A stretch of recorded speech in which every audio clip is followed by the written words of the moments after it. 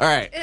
Jax, my gosh. What's up? What a great performance that was. Thank you for coming in here. Thank you. Appreciate it. That was so cool. And what a great song. It really encapsulates a lot of what's going on right now with everything in society. I think a lot of people can really relate to that message.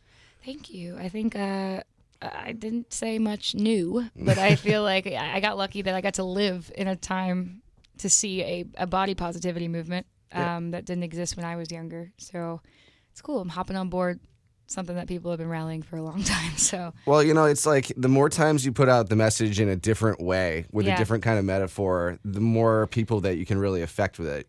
I'm lucky. I feel grateful to bridge the gap. I don't personally feel like I'm like in this woo go me like a hot girl phase in my life. I want to be, but one day I think that like I feel a little bit of a responsibility now that TikTok is, I have this new audience and a lot of young girls on the app. So yeah, I'm really happy. I'm sure, your TikTok fans know the story behind it. And I read a little bit about the story behind how you wrote the song, how you came up with the concept. But for people who are, just learning about you and heard it for the first time, yes. How did that all come together? Hello, people. I am a stranger. My name is Jax, and I made a TikTok with the kid I babysit. Her name's Chelsea, and she was going through some stuff in school. Somebody made a comment about her body, and she was feeling pretty insecure. So I actually wrote I wanted to write a Chelsea wake up type of song where I'm like, look, you are so beautiful. This is all you've been lied to about what you're supposed to look like. You look perfect. And I kind of got in the studio. It started as a ballad,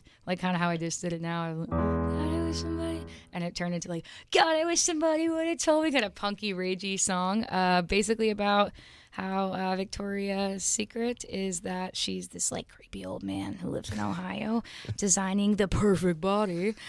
Meanwhile, there's no such thing, and everybody is perfect and different in their own way. So. There's definitely plenty of creepy people in Ohio. That's no offense to Ohio. Just kidding. Now I'm going to go to Ohio at a radio station and be like, we heard what you said in Rhode Island. I'm going to throw you in the lake in Cleveland. The ballad that you sang, it was kind of a light sounding song, and it's interesting because you're wearing a Johnny Ramone shirt and silver chains. Yeah. Do you have more of a punk leaning influence? Is that more what you're into? Definitely. I mean, I had a little bit of everything growing up. I grew up with musical theater, so it started there. I guess you can see a little bit of that in the goofier side. And then I was a Warped Tour baby. I actually played Bamboozle with a kid band growing up, and Marky Ramone came and drummed with us. He was promoting his new pasta sauce. And he came on stage and drummed with us to Rock and Roll High School. And it was the best time of my life. I love older punk. I love pop punk. I love the even quirkier, cheesier punk. I love it all. So you could definitely hear it a little bit in my music. Did he hook you up with some of the pasta sauce? I got so much pasta sauce, it was insane. We literally lived on the pasta sauce for a year. So much sodium, no offense, Marky Ramone. Tell me a little bit about the journey that, it took you to get here, because, as TikTok fame goes, it can happen like that. Yeah. It's very strange to, go from playing small rooms to large rooms and things like that. So how has that been for you? It's a little overwhelming. Obviously, I'm over the moon. It's the songwriter dream, because you fight so hard your whole life for your songs to be heard. And then overnight, it was people were really listening. And I've been working as a songwriter since I was very, very, very young.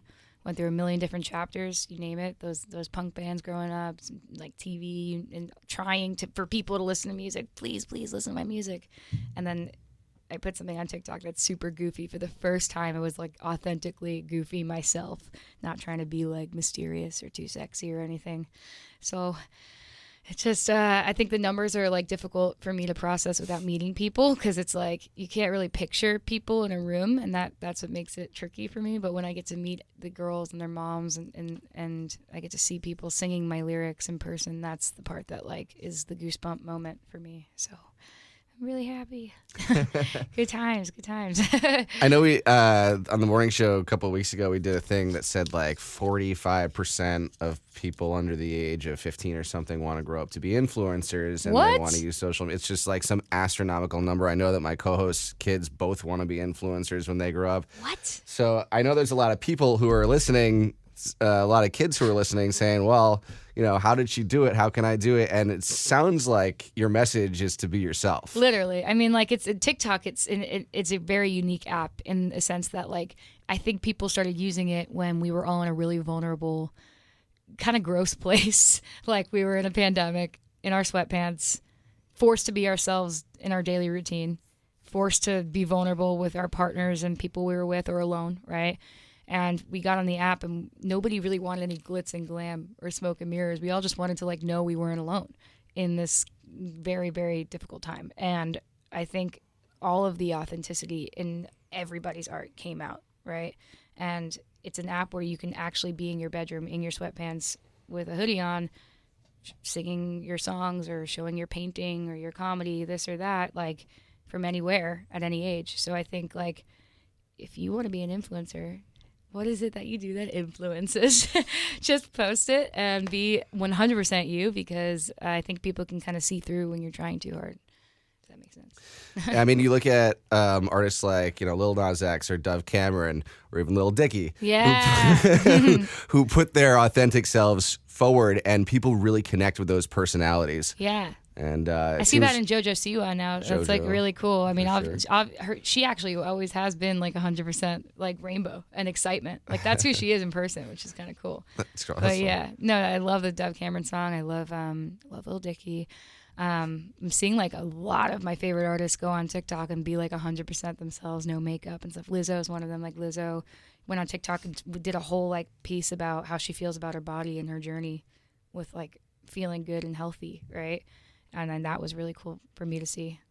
So Yeah, it almost seems like in another way, like Cardi B almost, like 6, 7, 8 years ago even, I don't remember how long she's been around for, but she was one of the first ones that it was like, I'm going to tell you about myself and I don't care what you think. No filter at all. And that seems to be kind of growing in popularity now. Yeah. People really want to see real. I think Gen Z, like, specifically, I find I'm like kind of a zillennial, like somewhere in between, right? Like, technically I'm the last millennial, the year I was born, but I feel like I connect with Gen Z on the other half.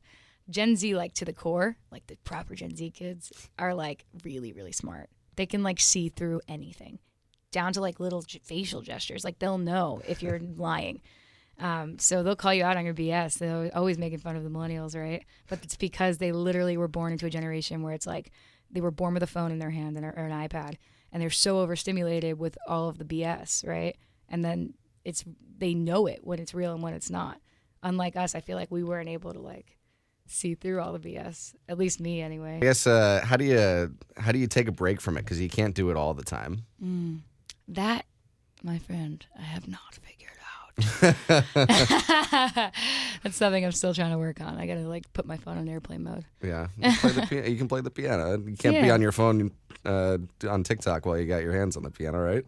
I don't know. There is a very fancy ring light there with a phone in it. Oh, true.